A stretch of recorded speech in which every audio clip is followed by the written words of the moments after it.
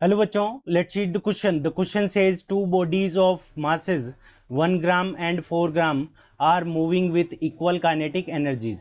The ratio of the magnitude of their linear momentum.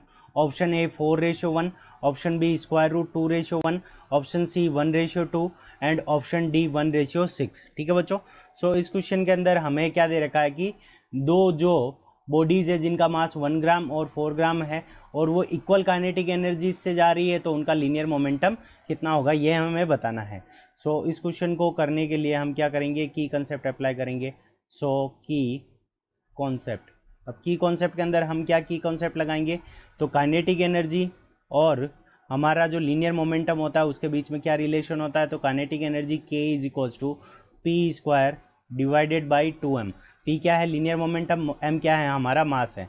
अब देखो दोनों की काइनेटिक एनर्जी इक्वल है, तो K1 इज इक्वल्स टू पहले पार्टिकल के लिए तो उसका linear momentum P1 square divided by 2 multiplied by M1.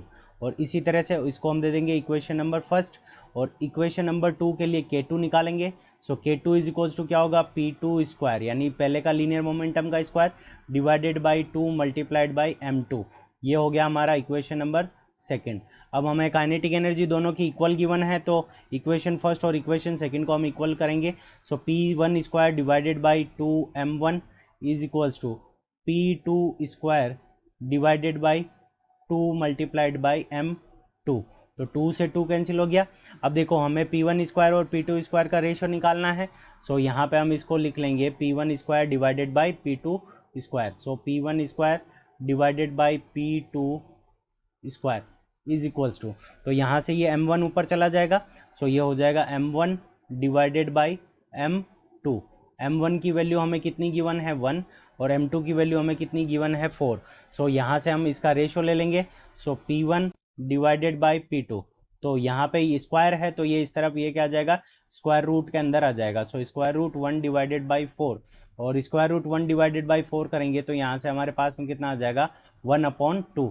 सो यहाँ से P1 और P2 का जो रेशियो आ गया वो कितना आ गया 1/2, और 1/2 ऑप्शन सी में गिवन है. So option C is the correct answer of this question. I hope you understood it well. Best of luck. Thank you.